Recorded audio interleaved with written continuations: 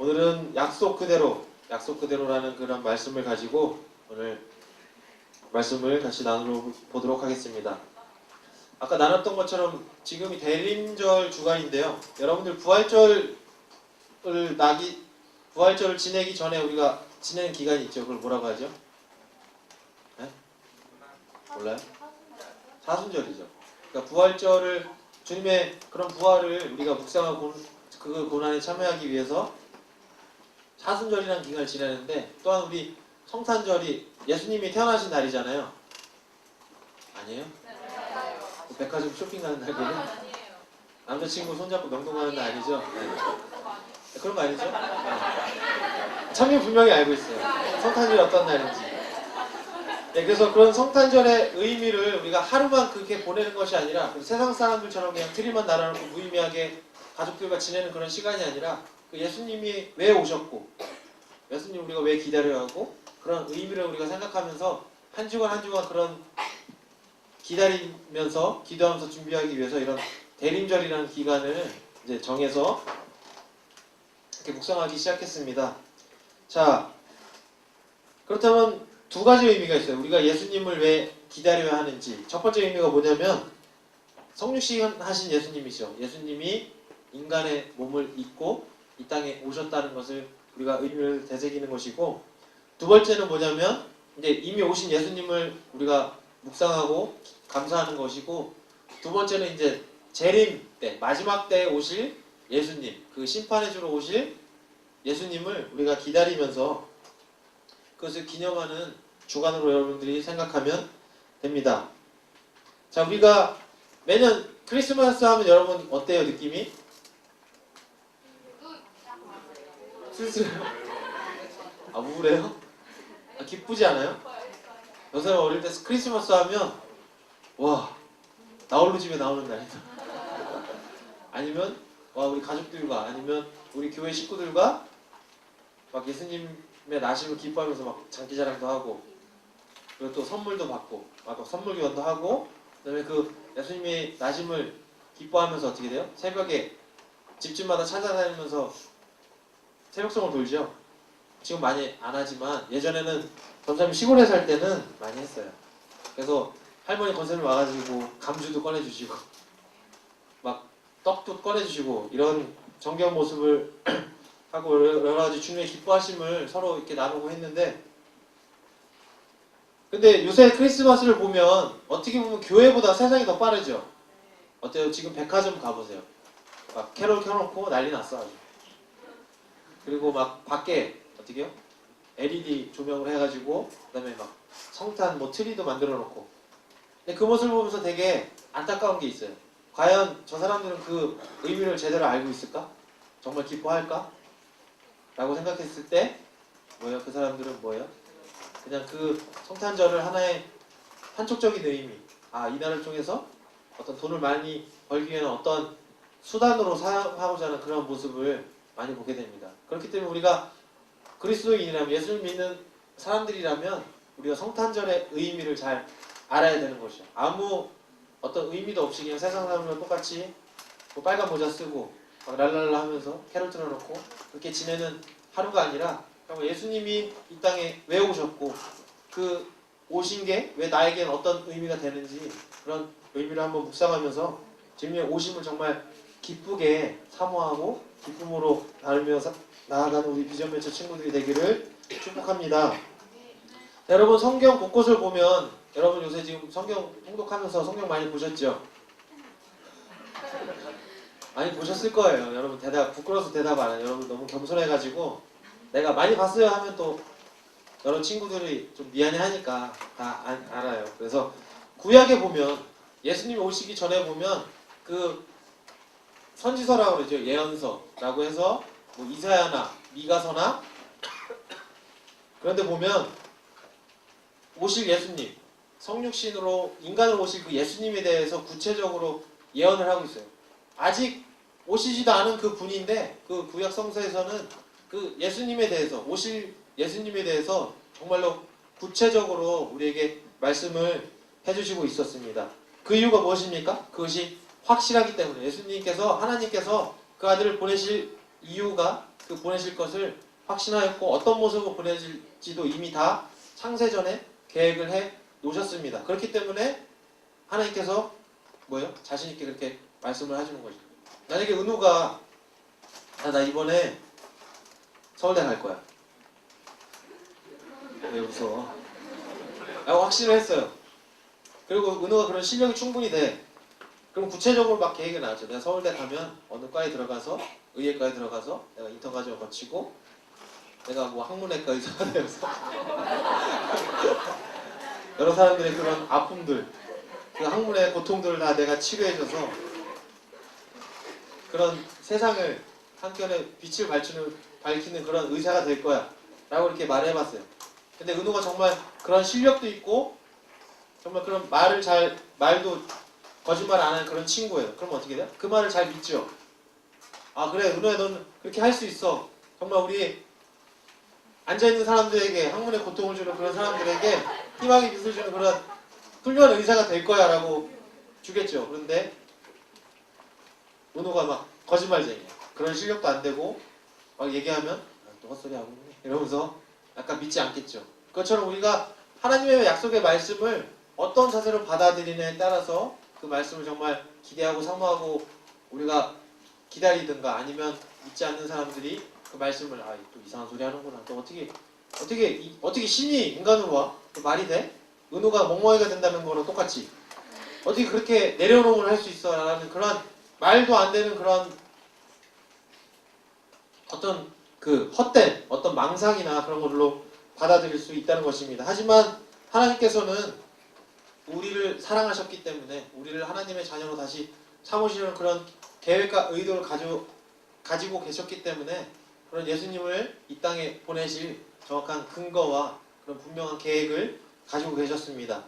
그 어떤 계획과 그 근거가 있었냐면 창세기 3장 15절에 분명하게 예수님이 오실 것이라는 것을 분명히 예언하고 계십니다. 우리 창세기 3장 15절의 말씀을 같이 읽어보도록 하겠습니다.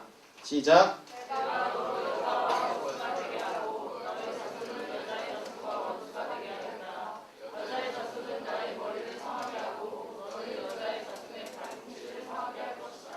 이 말씀은 아담과 하와가 그 하나님의 약속의 말씀을 지키지 않고 그 선악과를 따먹고 난 다음에 그 아담과 하와를 죄를 짓게 한 그 사단, 그 뱀에게 이런 말을 합니다. 내가 너로 여자와 원수가 되게 하고 너의 자손을, 악한 그 사단의 자손이죠. 여자의 원수가 되게 하겠다. 여자의 자손은 너의 머리를 상하게 하고, 그러니까 여자의 자손 뭐지요? 예수 그리스도를 통해서 그런 사단의 어떤 악의 권세를 물리치신다는 것을 그 창세 전부터 이때부터 하나님은 계획하고 계셨다는 것입니다. 그래서 이 메시아에 대해서 뭐라고 표현하냐면 여자의 후손, 그 다음에 아브라함의 씨앗, 다윗의 자손으로 오실 것이라고. 그리고 두 번째 아담, 첫 번째 아담 인간은 죄를 지었기 때문에 두 번째 아담으로 오셔서 뭐예요? 첫 번째 아담 그 죄악의 결과, 불순종의 그 결과를 뒤집고 구원을 성취하실 분이라는 그 말씀을 분명하게 하고 있습니다. 그렇다면 우리 오신 그 성육신 인간의 몸을 입고 오신 그 예수님에 대해서 구체적으로 말씀은 어떻게 나와 있는지를 우리가 정확하게 한번 알아보도록 하겠습니다. 자, 첫 번째 다 같이 읽어볼까요? 시작. 자, 말씀 같이 읽겠습니다. 시작. 그날이 오면 이새의 뿌리에서 한 싹이 나서 만민의 깃발로 세워질 것이며 민족들이 그를 찾아 모여들어서 그가 있는 곳이 영광스럽게 될 것이다.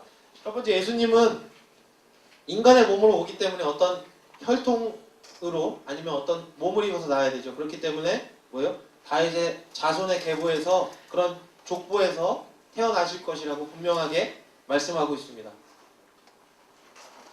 이새의 뿌리에서 한 싹이 나서 만민의 깃발로 세워진다는 것이죠. 그래서 민족들이 그를 찾아서 모여들어서 그가 있는 곳이 영광스럽게 될 것이다. 바로 예수님께서 영광 받으신다는 그런 말씀을 우리에게 분명히 하시고 계신 겁니다. 그래서 예수님은 어떻게 오십니까? 첫 번째, 네, 답을 다 알려주는데도 예수님은 다윗의 자손으로 오신다고 분명히 말씀하셨습니다. 그러면 두 번째 같이 읽겠습니다. 시작. 자, 여러분 제2외국어 한글 하세요? 여러분 예수님은 먼저인데 뭐 다윗의 아까 그 말씀드릴 때 은우는 모사라고 했는데 모자라고 읽고 내가 다 들었어. 자, 두 번째 예수님은 다윗의 동네인 베들레헴에서 태어날 것이다. 그러니까 예수님은 어떤 계보에서 나타나고 또한 어디에서 분명히 태어날 것이라는 말씀을 분명하게 하시고 있습니다. 자, 미가서 5장 2절 같이 말씀 읽겠습니다. 시작. 너는 유다의 여러 족속 가운데서 작은 족속이지만 이스라엘을 다스릴 자가 내게서 내게로 나올 것이다. 그의 기원은 아득한 옛날 태초에까지 거슬러 올라간다. 자, 우리가 성탄절 전야제 때 항상 하는 거 있죠. 뭐 마리아, 뭐 마리아 1, 마르다 2 해가지고 그다음에 제자들 나와서 주님이 태어나심, 주님이 부활하심을 하면서 주님이 뭐 아기 때부터 막 그런 것들을 거슬러가면서 연극을 하잖아요. 그때 가장 많이 나온 동네가 어디죠? 베들레헴. 그러니까 우리나라로 봤을 때 만약에 주님이 신당동에 태어나셨어. 만약에 우리나라의 상황으로 주님이 만약에 신당동에 태어날 것이라고 분명히 예언하셨으면 그 말씀이 분명히 이루어지는 것이. 그 말씀이 온전히 이루어졌죠. 그리고 세 번째, 그럼 예수님은 어떻게 나실 것인가? 세 번째 읽겠습니다. 시작.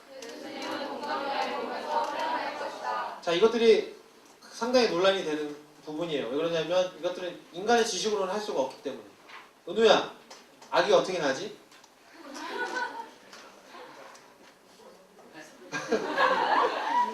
19금 비디오를 많이 봤구나. 자, 여러분 성경 많이 받았죠? 아기가 태어나기 위해서는 남자와 여자가 있어야 돼요. 그런데 여기서 동정녀라는 것은 그냥 여자가 홀로 성령의 잉태를 통해서 아이가 난다는 거예요. 그러니까 이것을 믿지 않는 사람들이 정말 많아요. 그래서 성경을 물론 우리도 많이 읽지만 어떤 그냥 학자들이나 뭐 다른 종교를 공부하는, 연구하는 사람들도 성경을 많이 읽는데 여러 가지 중에 가장 믿어지지 않는 게 뭐냐면 이거 바로 예수님이 부활하신 것, 그리고 신이 어떻게 인간의 몸으로 왔는가, 그리고 세 번째 이거예요. 어떻게 성령으로 잉태해서 사람의 몸에서, 여자의 몸에서 태어났는가. 그것이 가장 믿어지지 않는 미스테리라고 이렇게 많은 사람들을 합니다. 여러분 이거 믿어져요? 믿어져요? 안 믿어져요? 모르겠어요? 여러분 이것이 온전히 믿어져야 돼야 돼요. 이것이 어떤 우리가 지식으로는 이해가 되지 않아요. 하지만 하나님께서 우리에게 믿음을 주신 이유는 뭐예요? 그것을 지혜와 우리의 어떤 경험과 이성으로 받아들이는 것이 아니라 하나님께서 주신 믿음을 통해서 이것이 우리가 온전히 믿어져야 될 줄 믿습니다. 자, 이사야 7장 14절 말씀 같이 읽겠습니다. 시작.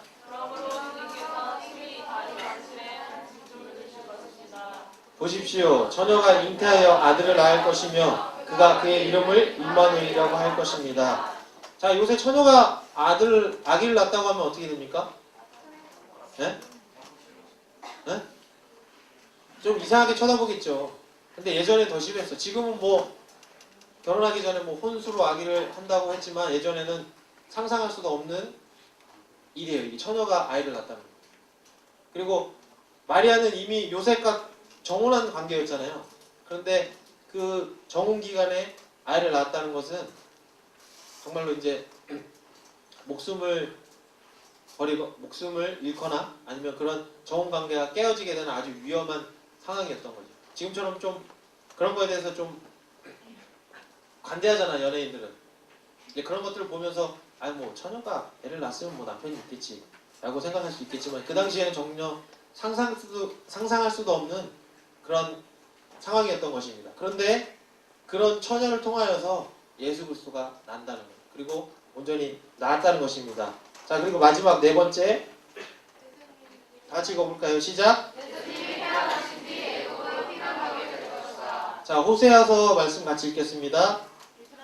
이스라엘이 어린아이일 때에 내가 그를 사랑하여 내 아들을 이집트에서 불러냈다 라고 애굽으로 피날 가게 될 것이라고 말씀하고 있습니다.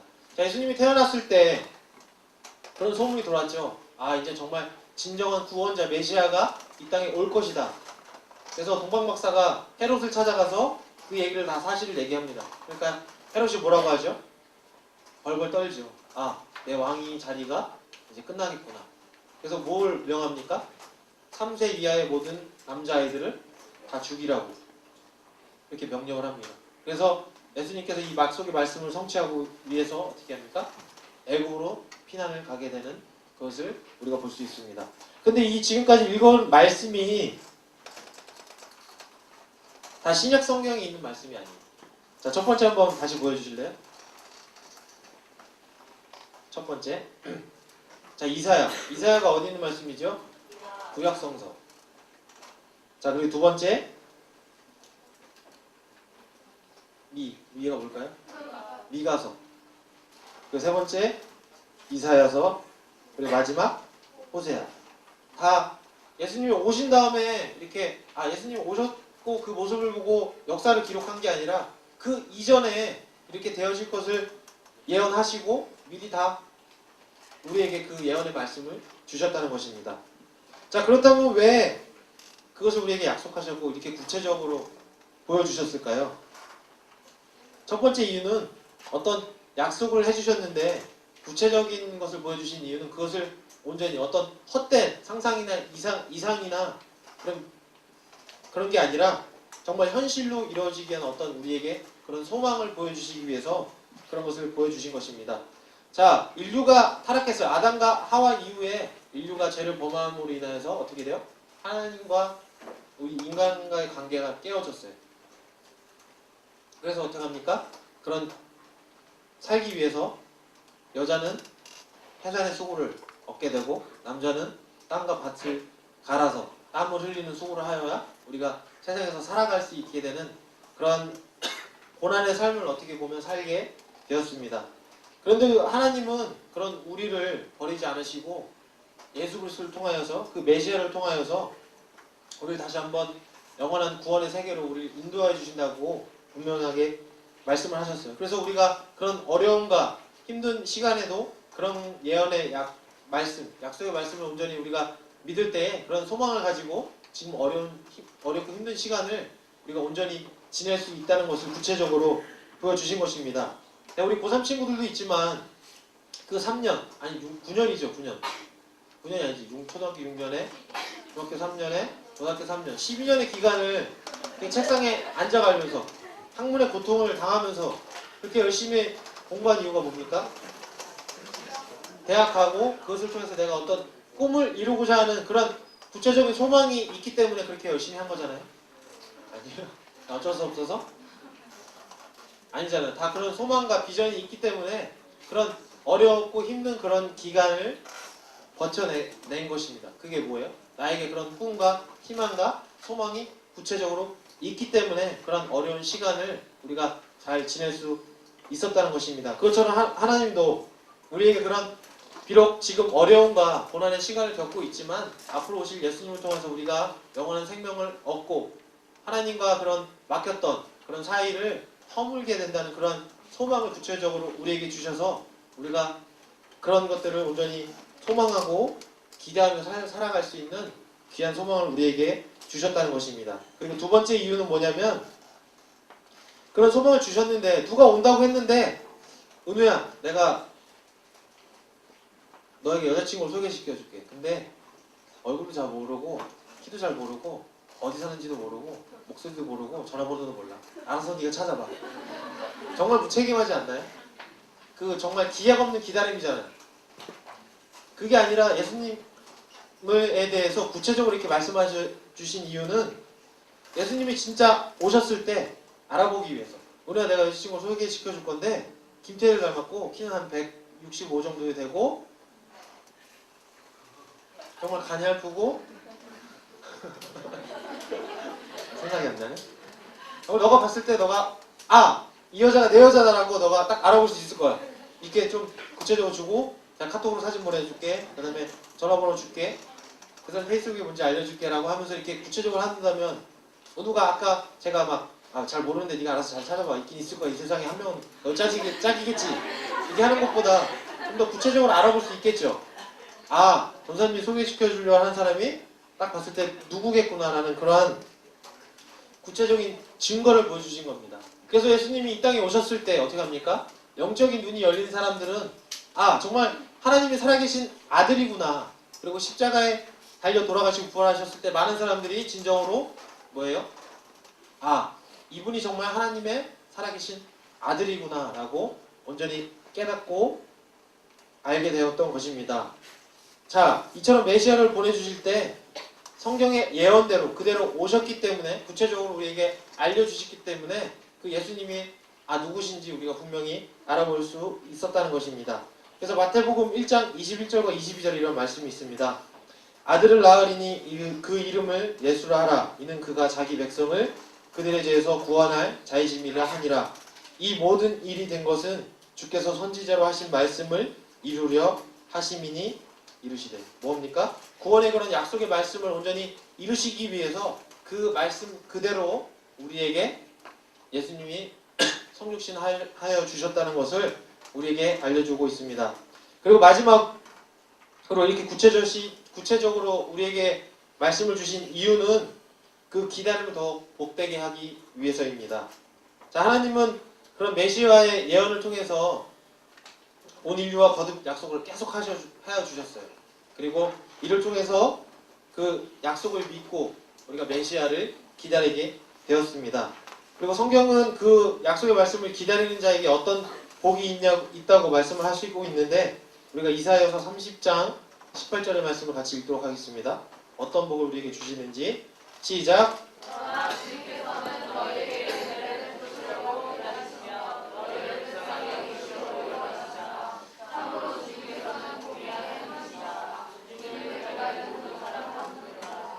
하나님께서 그 메시아를 보내주시려는 이유가 우리를 어떻게 심판하시려고 우리의 죄를 정죄하려고 하는 게 아니라 우리를 혼내려고 하는 게 아니라 은혜를 베푸시려고 우리를 정말로 불쌍히 여겨서 우리를 사랑하여 주셔서 그 예수님을 통하여서 그 아들을 믿는 자마다 그 영생의 길로 우리가 나아갈 수 있게 그 믿음의 길로 나아갈 수 있게 그런 약속의 말씀을 우리에게 주신 것입니다. 그렇기 때문에 주님을 기다리는 모든 사람은 복되다 라고 우리에게 말씀을 해주신 것입니다. 자, 제가 고등학교 때 어떤 친구들이 가장 부러웠냐면 그 친구의 성적을 올리기 위해서 부모님이 이런 얘기를 하더라고요. 야, 너 이번에 성적이 정규에서 10등이 올라가거나 아니면 평균이 지금 70인데 너가 80까지 올리면 게임기를 사줄게 아니면 컴퓨터를 사줄게 아니면 용돈을 올려줄게 라는 이런 계약 조건을 걸고 그 아들을 열심히 공부하기 위해서 이렇게 합니다. 자, 그러면 한번 생각해 보세요. 정말 부모님이 그 계약 조건을 낸 이유가 얘는 그것을 하지 못할 거니까 가능성이 없으니까 내가 이렇게 큰 거를 걸어놔도 기대가 없어. 그리고 나중에 혼내야지. 이런 마음으로 이렇게 하신 걸까요?